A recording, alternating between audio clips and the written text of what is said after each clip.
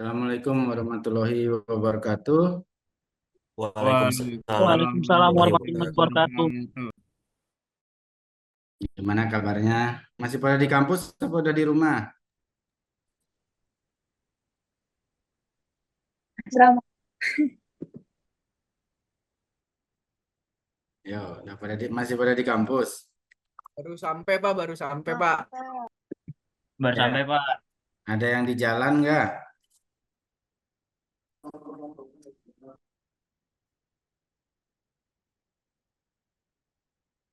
Ini udah semua ya? Ada yang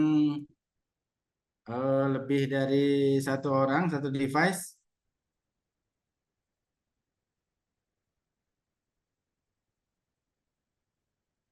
Cuman 48? Latuf, Karomi.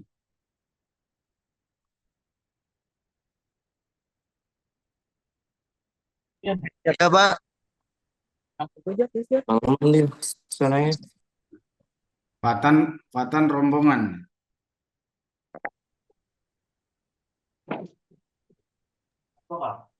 Iya Bapak izin saya Muhammad Ashkar. Di sini ada Givari Fatan sama Syamil Pak. Saya eh, sama Givari Fatan dikarenakan HP saya lowbat Pak. Ya, ya. Di mana di kampus?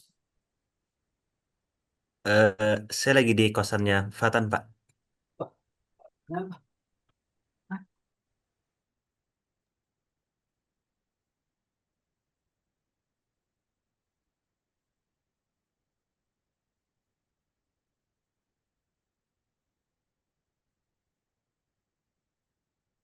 Baik, kita mulai ya.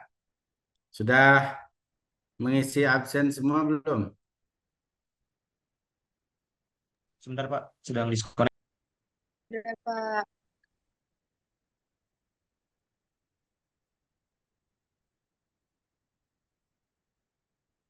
Hari sehat, Hari. Alhamdulillah sehat, Pak. Baik, kita mulai ya. Kita kuliah sebentar, mudah-mudahan nggak sampai 1 jam. Kita melanjutkan kemarin yang kuliah batuan metamorf. Mungkin ini karena batuan metamorf ini agak sulit, nanti terutama karena besok libur ya, kita nggak bisa praktikum ya. Besok libur, minggu depan libur nggak ya? Nggak ya. Libur, Baik. Pak.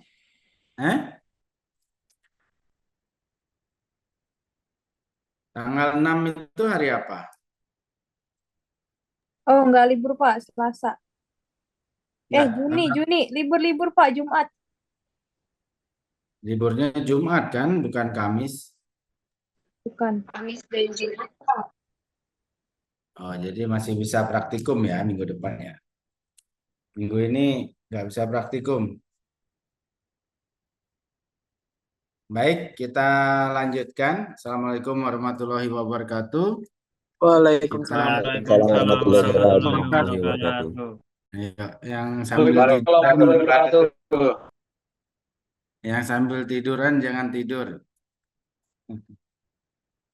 Ya, kita mulai batuan metamorfik. Kalau kemarin kita sudah membahas mengenai reaksi-reaksi yang terjadi pada saat pembentukan metamorf, sekarang kita mempelajari lanjutannya.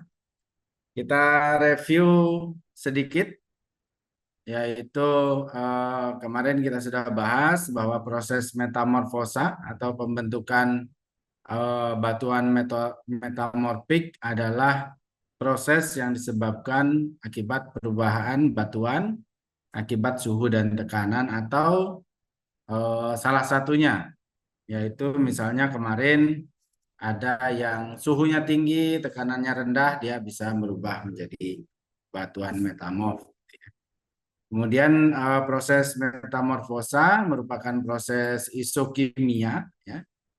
Jadi di mana tidak terjadi penambahan unsur, jadi tidak terjadi proses melalui fase cair, di mana kemarin bisa bertambah volatil, bisa berkurang volatil, tapi dia tidak melalui fase cair.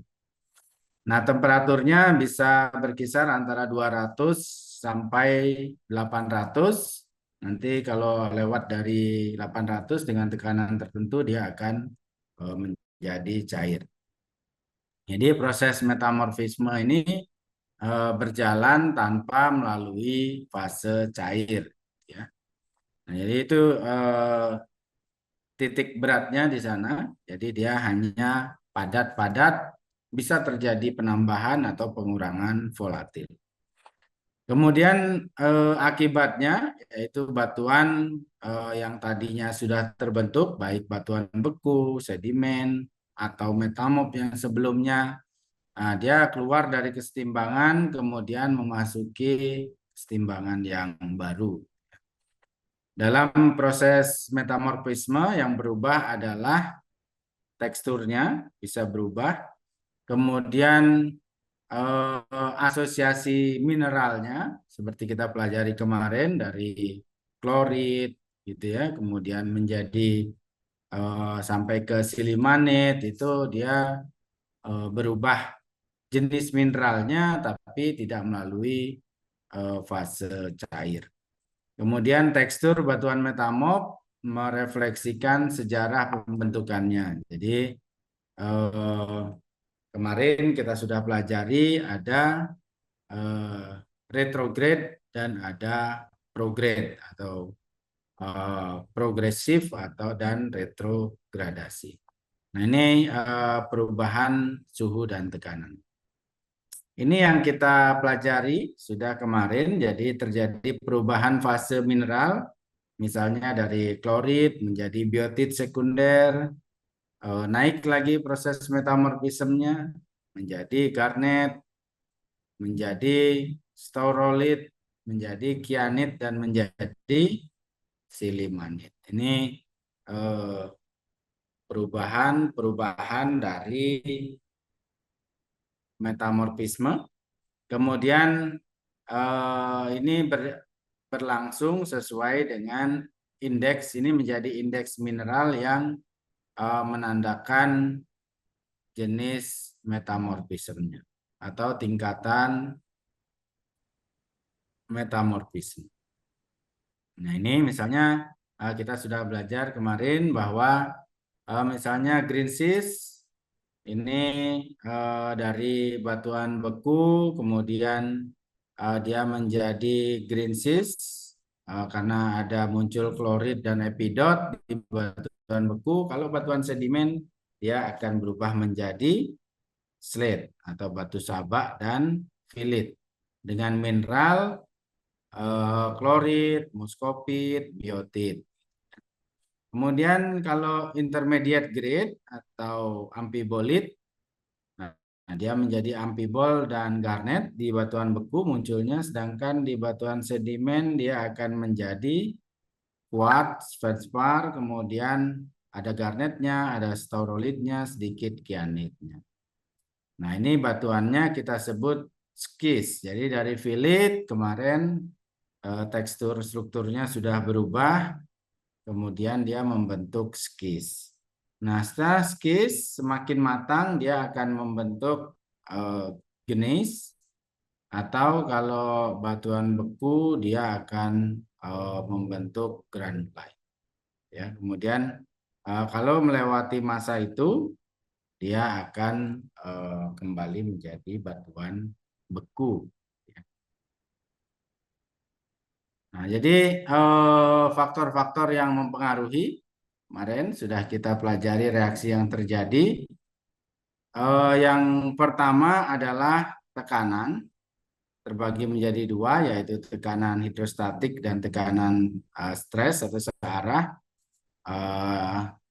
Ini akan menyebabkan terjadinya stres mineral, jadi mineral-mineral akan terpengaruh pada tekanan, sehingga terbentuk sampai staurolith dan kianit.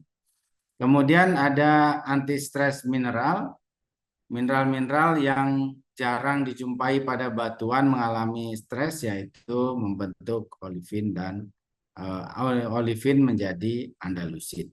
Ya. Kemudian yang kedua, pengaruh yang mempengaruhi yaitu temperatur atau suhu. Umumnya perubahan temperatur jauh lebih efektif daripada perubahan tekanan. Nah, itu yang menyebabkan kenapa kalau suhu saja yang berubah itu bisa menyebabkan metamorfism, tapi kalau tekanan saja tanpa suhu ya sulit untuk membentuk metamorfism. Nah, katalisator berfungsi untuk mempercepat reaksi. Katalisator ini berupa volatil ya. Nah, ini bisa hilang atau menambah.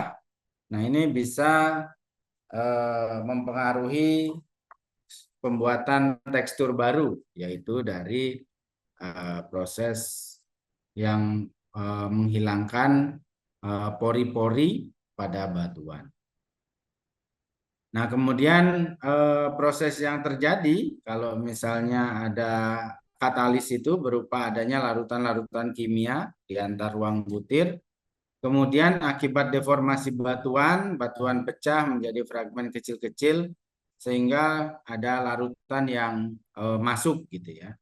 Larutan kimia dengan di antara fragmen-fragmen. Inilah yang menjadi katalisator.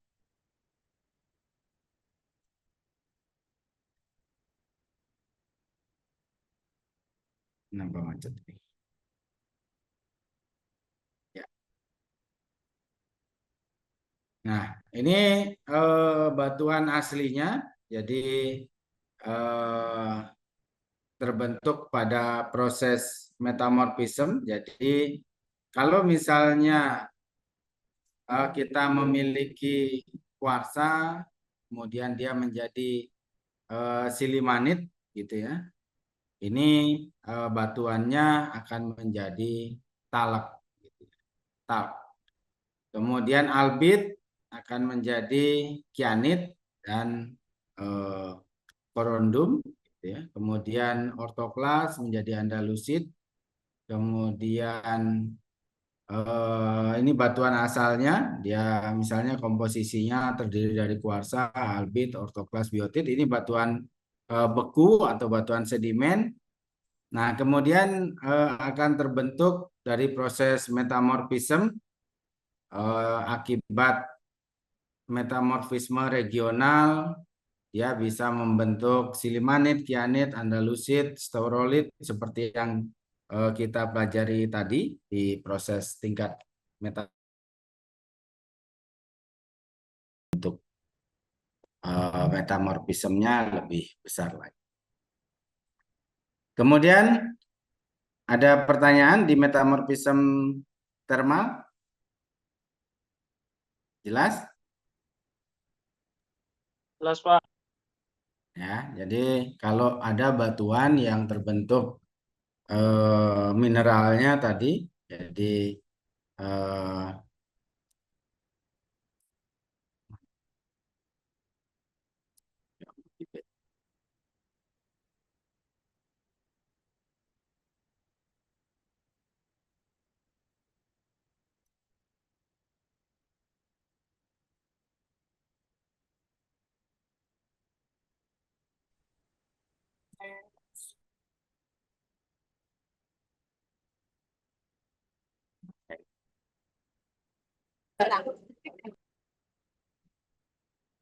nah, kalau ada mineral-mineral penciri, ada silimanitnya, kemudian ada kianitnya, ada andalusitnya, ada staurolitnya.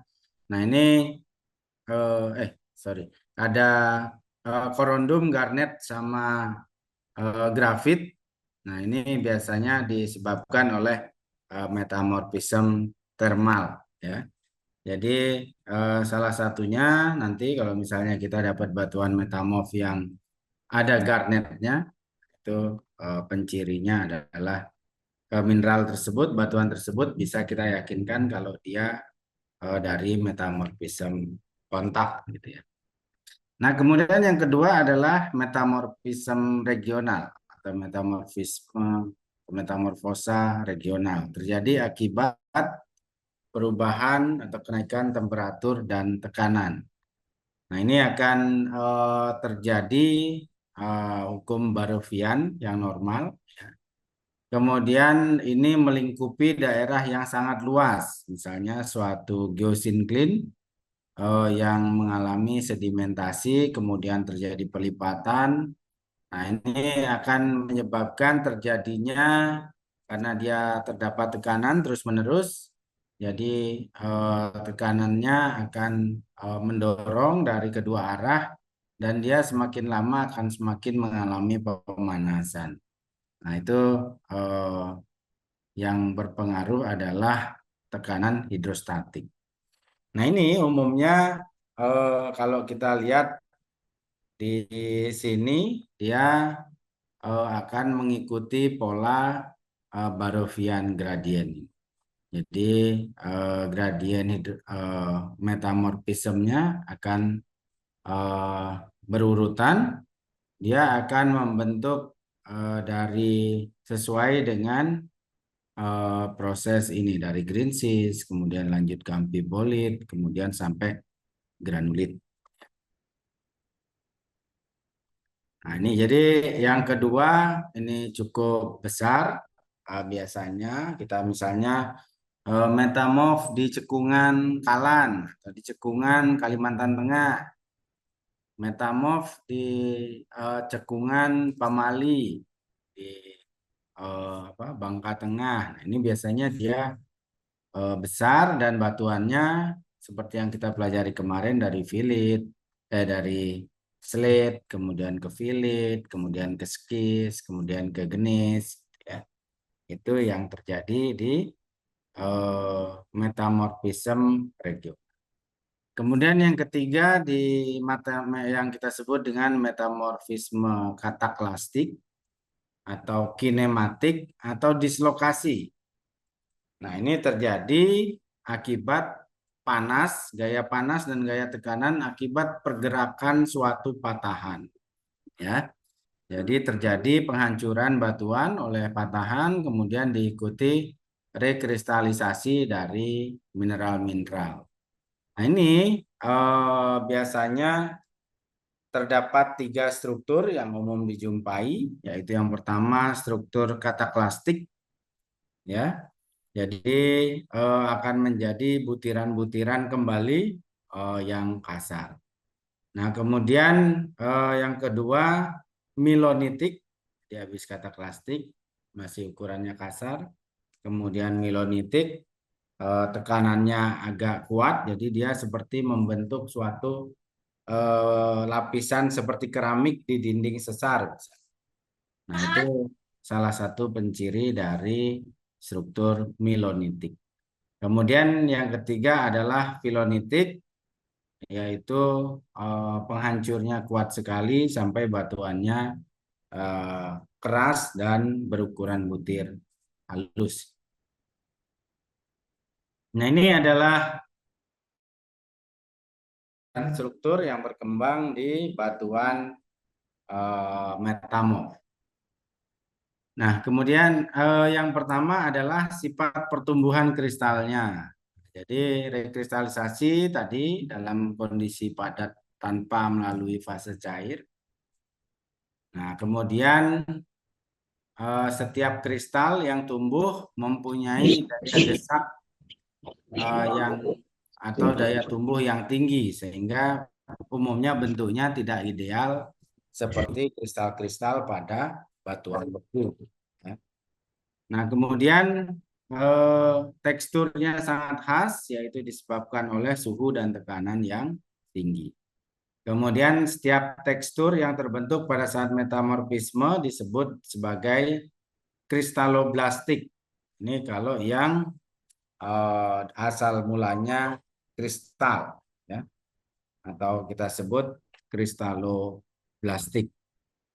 Nah, ini atau tekstur dari kristal-kristal yang dihasilkan oleh proses metamorfisme. Yang terakhir untuk sifat pertumbuhan kristalnya adalah terlihat tekstur sisa. Ya. Nah, ini misalnya tekstur sisa yang tadinya misalnya kita masih mengenali vaneritik, gitu ya, atau porfiritik. Ini tergantung kristalnya. Kalau dia menjadi ada yang halus, ada yang kasar, berarti dia blastoporfiritik. Kalau misalnya teksturnya kasar semua, blastophaneritik. Ya, jadi mengikuti tekstur sisa dari batuan bekunya. Nah, kemudian urutan rekristalisasi atau kristalloblastik seriesnya. Yang pertama yaitu setiap mineral terbentuk, kemudian ketika diberikan panas, baik akibat sesar atau tekanan yang tinggi, gitu ya, dia akan mendesak mineral-mineral yang di sekitarnya. Nah, apabila mineral itu cukup keras dan kuat, ini bisa membentuk kristal yang tumbuh dengan sempurna. Nah, berdasarkan metamorfisme, ini kemarin sudah kita pelajari, ya. Jadi berdasarkan metamorfisme dibagi menjadi 8, ya, yaitu rutil, titanit, magnetit, kemudian golongan 2-nya turmalin, kyanit, sterolit, garnet. Dan bagian golongan 3-nya ada epidot, zoisite, dan fosten. Kemudian golongan 4 ada piroksen, ampibol menjadi wollastonit. Golongan kelima yaitu mika, klorit, kemudian tap, kemudian golongan 6 kalsit menjadi dolomit, kemudian golongan 7 kordierit, scapolite, dan feldspar, yang ke-8 kuarsa. Nah, itu dari yang kita sebut dengan pertumbuhan kristalnya, ya.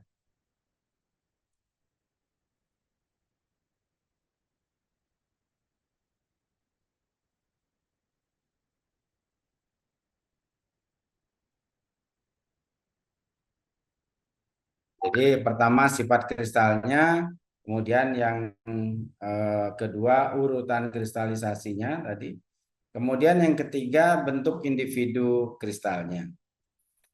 Kalau misalnya di batuan beku kita mengenai euhedral, ya. Jadi euhedral itu kristal yang bentuknya sempurna. Nah, kalau misalnya di batuan metamorf kita mengenal idioblast. Jadi idioblast itu bentuk kristalnya euhedral. Jadi di sini nggak dipakai euhedralnya, tapi istilahnya idioblast. Kemudian kalau bentuknya agak subhedral itu hipidioblast. Kemudian kalau bentuknya anhedral gitu, tidak berbentuk lagi, namanya xenoblast atau allotrioblast. Kemudian tekstur. Nah, ini teksturnya, kemarin ada yang menanyakan tekstur batuan metamorf itu apa aja. Nah, ketika kita dapat mineralnya tabular, ya, atau pipi-pipi seperti mika, itu namanya lepidoblastik. Kemudian kalau misalnya masih prismatik, seperti aktinolitnya bisa kita kenali, hornblende kita bisa kenali, piroksen bisa kita kenali. Nah, itu namanya nematoblastik, ya. Kalau dia pipi-pipi seperti mika, nah itu kalau misalnya kita dapat skismika, itu berarti teksturnya lepidoblastik. Tapi kalau misalnya dia genis gitu, nah ini teksturnya nematoblastik.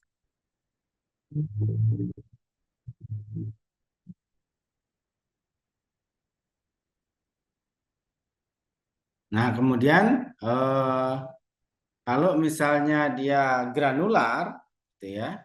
Kalau tadi kan yang kristalin panjang, gitu, yang prismatik, gitu.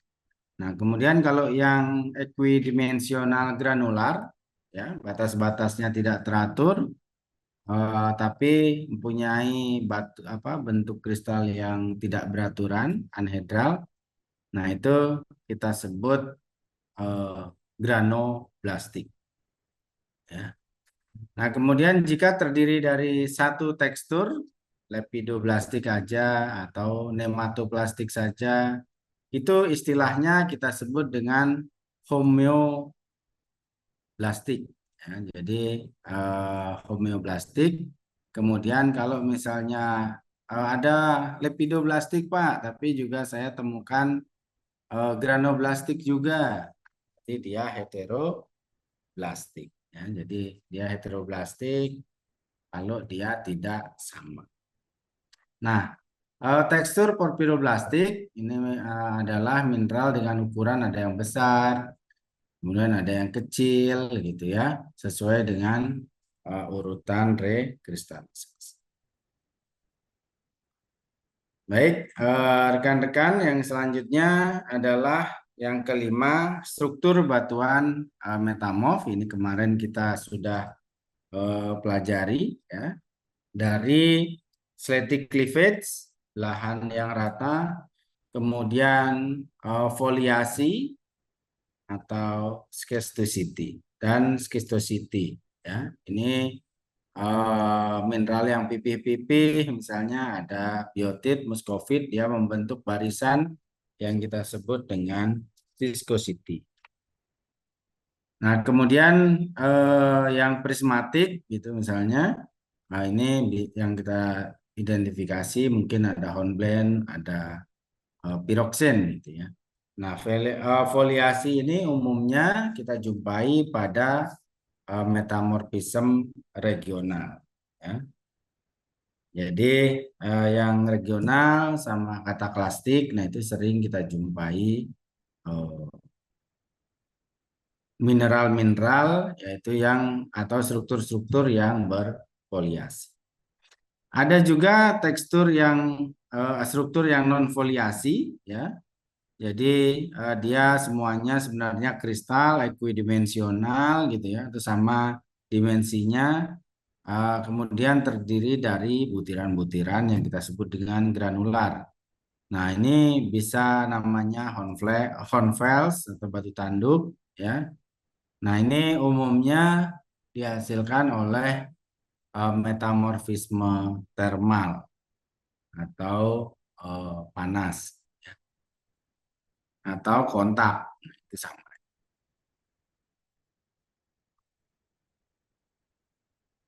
Ya, ini adalah beberapa struktur lain yang sering dikenal.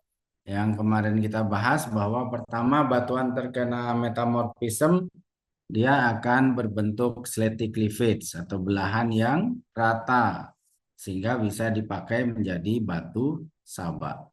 Nah, batu sabak ini umumnya misalnya ukurannya sentimetrik tapi lurus-lurus rata.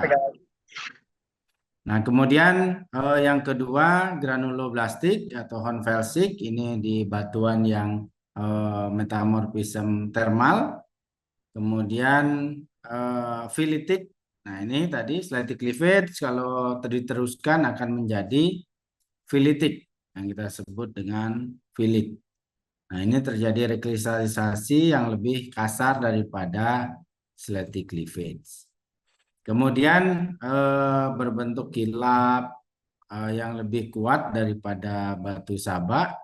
Kemudian sudah mulai terjadi pemisahan atau pemisahan mineral, pipih dan granular. Nah, tapi belum sempurna.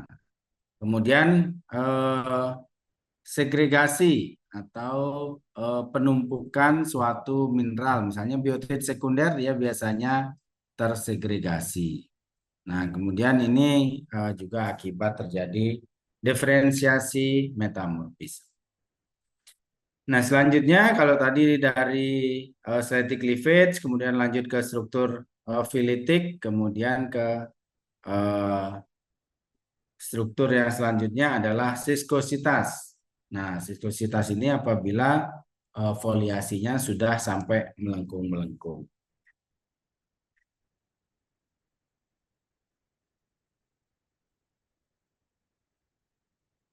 Ya, kemudian ini struktur selanjutnya bisa terjadi struktur gneistos Jadi tadi dari yang pertama slate cleavage, kemudian yang kedua adalah setelah slate cleavage foliasi, kemudian eh, dia akan menjadi skistos. Nah, setelah skistos dia kembali semakin tinggi, dia menjadi gneistos. Jadi dia sudah terorientasi, gitu ya. Kemudian struktur yang lain biasa dijumpai adalah struktur melonitik. Ya. Jadi ukurannya butir halus, jadi seperti cat yang ditempelkan di dinding. Nah itu melonitik. Nah kemudian filonitik. Nah itu filonitik ini juga sama terjadinya. Kenampakannya hampir sama dengan melonitik, tapi dia lebih halus. Nah, kemudian ada tekstur relik, yaitu sisa-sisa dari batuan asalnya. Ya. Yang selanjutnya tekstur lain yang biasa dijumpai tadi granoblastik poligonal, yaitu kristal granular ya, untuk yang membentuk poligon. Kemudian yang kedua adalah di kaset ya, yaitu hampir sama dengan granoblastik. Kemudian yang ketiga adalah tekstur mortar tekstur, merupakan hasil pemecahan yang dulu sempat dilakukan di sini. Kemudian mortar tekstur, nah ini akibat hancuran yang terjadi. Kemudian ada sakaroidal, ini seperti gula pasir gitu ya, sakarin. Nah itu bentuknya masir gitu teksturnya. Nah kemudian ada web tekstur, ya web tekstur itu yang dari metamorfisme kontak. Nah ini tekstur dan struktur batuan metamorf yang sering kita jumpai. Nah nanti kita akan belajar terutama di lapangan bagaimana mengenali tekstur-tekstur yang kita pelajari malam ini, struktur yang terbentuk seperti apa bentuknya dalam batuan nanti kita pelajari lebih lanjut ya. Oke, saya kira kita malam ini tidak lama kuliahnya. Silakan kalau masih ada pertanyaan tentang bahan ini dari tekstur dan struktur batuan.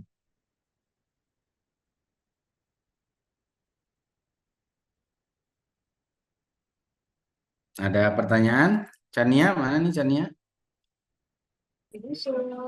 Lucu sih, oke sih.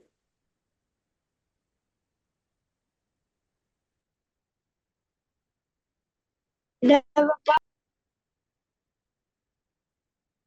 Ada pertanyaan?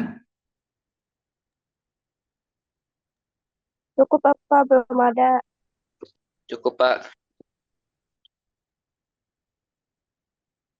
Atau kalau tidak ada, saya minta kameranya semua dibuka untuk saya mengambil screenshot.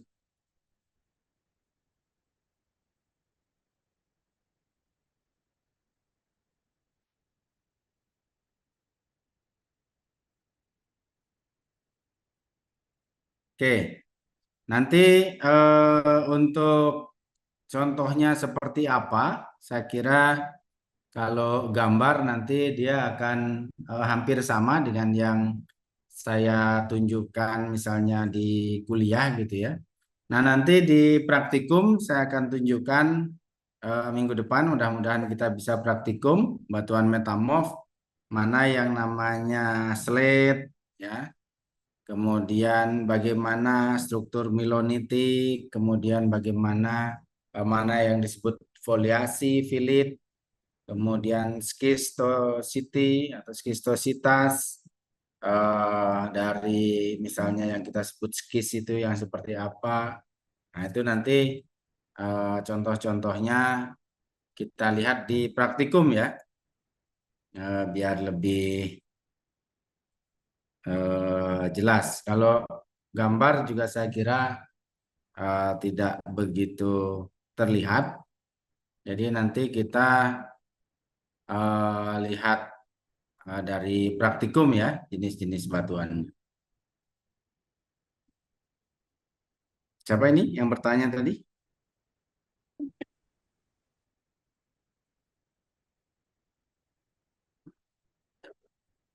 Halwa ya. Ya, Ya, Pak. nanti kita lihat di praktikum ya, Halwa ya. Baik, Pak.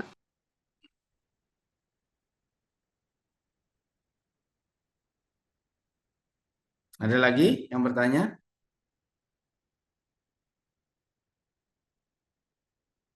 Saya ambil shoot halaman 1. Maaf Pak, tadi saya tidak boleh bertanya tidak Pak?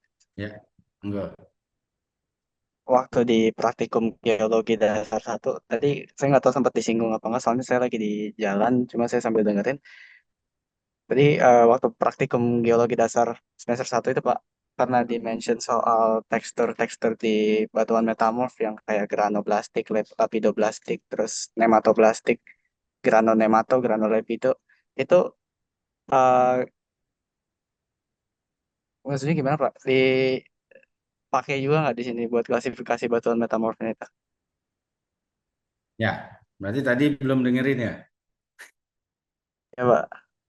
Ya, nanti bahannya saya bagi ya. Jadi tadi yang disebutkan di sini, jadi itu kan tekstur ya. Jadi kalau tadi kita bahas tekstur batuan metamorf, yang pertama dari sifat pertumbuhan kristalnya. Nah, itu apa? Bagaimana pencirinya, kemudian urut-urutannya, pembentukannya seperti apa. Nah, itu kemudian bentuk individu kristalnya. Kalau misalnya dia euhedral, kalau di batuan beku, euhedral itu apa? Bentuk kristalnya sempurna, gitu ya. Nah, itu kita sebut di batuan metamorfnya idioblastik, idiom, ya. Kemudian kalau misalnya batuannya agak tidak sempurna, mineralnya kita sebut hipidio. Ya, jadi masih berbentuk tapi tidak sempurna, itu hipidio.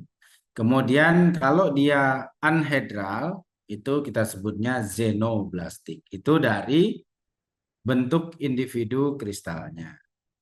Nah, kalau misalnya dari teksturnya, ya, kalau dia mineral yang terpipihkan itu seperti sampai pipih banget seperti mika gitu, tipis-tipis seperti muskovit. Nah, itu tapi di bentuknya misalnya seperti serisit gitu, pipih-pipih, dia kita sebut lepidoblastik. Nah, kalau misalnya dia prismatik kita sebut nematoblastik ya. Nah, kemudian kalau dia granular ada batas-batasnya gitu ya, kelihatan ya, tapi tidak teratur, tapi granular, granul gitu ya, butir-butir. Nah, itu kita sebut granoblastik. Nah, itu yang misalnya tadi yang granoblastik, kemudian lepidoblastik, kemudian nematoblastik kalau dia sejenis. Tapi kalau misalnya dia lepidoblastik saja atau nematoblastik saja, nah itu kita langsung sebut karena dia homeoblastik, nah itu kita sebut aja langsung apakah grano, apa lepido, apa nemato gitu ya. Tapi kalau misalnya dia lebih dari satu tekstur, kita sebut heteroblastik. Jadi misalnya ada lepidoblastiknya, ada nematoblastiknya, atau ada lepidoblastik, ada granuloblastiknya. Nah, granoblastiknya, nah itu kita sebut heteroblastik. Ya. Nah, jadi kalau ukurannya yang berbeda sama dengan batuan beku kita sebut porfiritik. Di sini kita sebutnya porfiroblast. Gitu? Itu Baik Pak, terima kasih. menyebut tekstur ya, tekstur dari mineral-mineral yang penyusun batuan metamorf. Makanya tadi Halwa nanya gimana Pak bentuknya granoblastik itu seperti apa, kemudian nematoblastik itu seperti apa, kemudian lepido itu seperti apa. Nanti kita lihat di praktikum. Jadi tidak bisa kita, oh karena itu harus disentuh, dirasakan gitu ya. Sehingga kita bisa tahu untuk mineralnya apa, tekstur yang seperti ini apa namanya gitu ya. Itu yang bisa kita lihat. Ada Baik, lagi? Pak Gede. Terima kasih, Pak. Ya, silakan kalau ada lagi.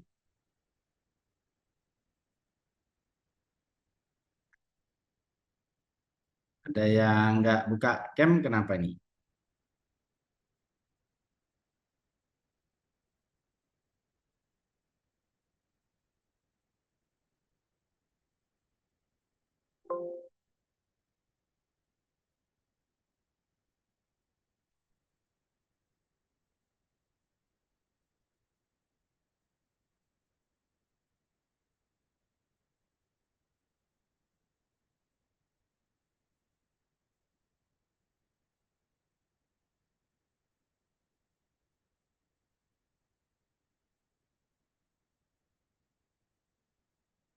Mas Jaya lagi di mana nih Mas Jaya? Namanya siapa ya? Juga. Lu baru kemarin gue juga kaget sih bang.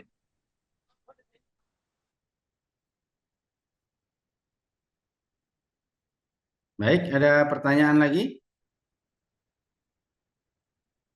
Kalau tidak ada kita cukupkan ya kuliahnya.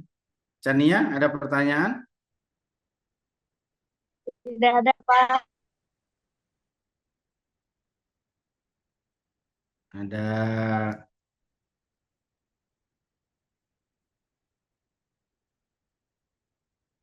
Baik, kalau tidak ada, kita akhiri sampai ketemu minggu depan. Mudah-mudahan bisa sesuai dengan jadwalnya. Untuk yang di jalan, hati-hati karena sudah malam. Hati-hati di jalan. Bisa lihat masih ada banyak di kendaraan. Jadi hati-hati di jalan. Semoga selamat sampai di rumah. Baik, saya akhiri. Terima kasih. Wassalamualaikum warahmatullahi wabarakatuh. Waalaikumsalam warahmatullahi Waalaikumsalam warahmatullahi wabarakatuh. Terima Makasih Pak. Ya. Wabarakatuh. Pak. Terima kasih Pak.